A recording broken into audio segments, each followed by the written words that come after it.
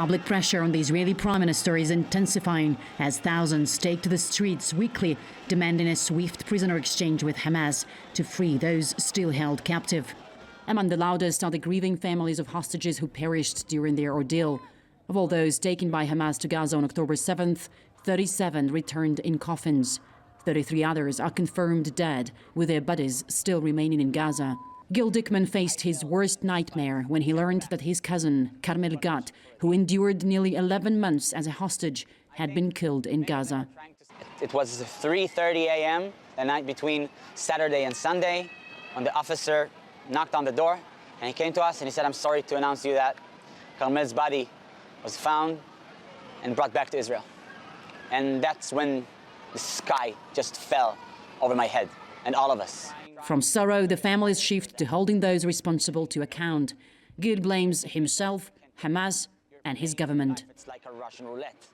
I'm very angry at Netanyahu. He failed miserably, miserably. He should have gotten them alive. The deal didn't come fast enough. The bullet of the murderer came first. The US-backed deal has been on the table since May, yet no breakthrough was reached for months. Had the deal gone through, Carmel would have been among the first returned home. Gil says he trusted Netanyahu completely, but then... 1 month ago, I was in Washington, D.C. in a meeting with him, and I heard him say that there was a chance to get some of the hostages back, and he said no. He could have saved the lives of many, and he decided not to. And the reason doesn't even matter right now. He said no, and after that, we know what happened. Both Hamas and Israel blame each other for obstructing a deal meant to secure the hostages' return and a ceasefire. Yet Gil believes the two sides share something deeply disturbing in common. Neither Netanyahu nor Sinwar value the lives of their own people. Both of them decide to keep the war going on and on and on, an endless war. Two dictators who decide that their own faith is more important than the faith of Israelis and Palestinians.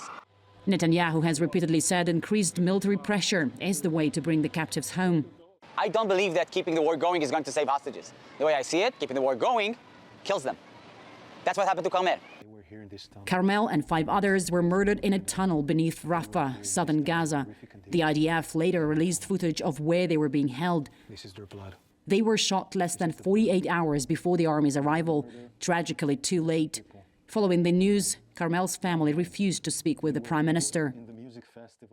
We didn't want any connection with him at this point. I felt like he was just going to use it to keep the war going, and that's what he did. Around May, the IDF said, we have done everything we wanted to do to make sure that the hostages can be brought back alive. Now sign a deal and bring them home. And Netanyahu decides not to. If that's his decision, I don't think I need to hear his apologies. Gil also blames the international community for not caring enough. Never again. There was a deal on the table. Yahya Sinwar and Benjamin Netanyahu both did not want it. But if the world would have wanted this deal to happen, it would have come right away, I'm sure. After Carmel's body was returned to Israel, Hamas released a video of her filmed before her death.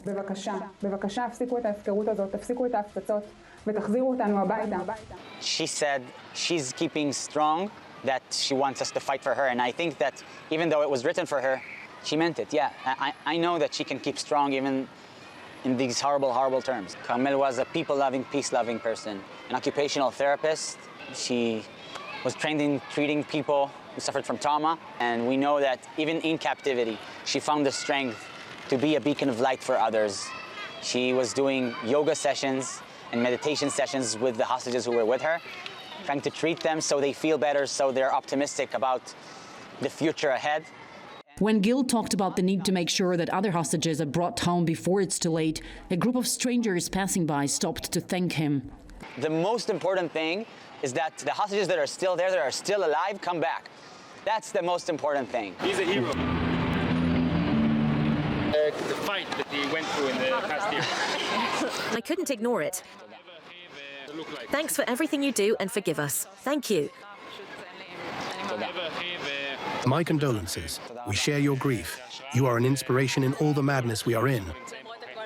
Since 7th of October, this downtown square in Tel Aviv became a place for the public to offer support for the families of the hostages in the form of conferences, protests, concerts, art installations and performances.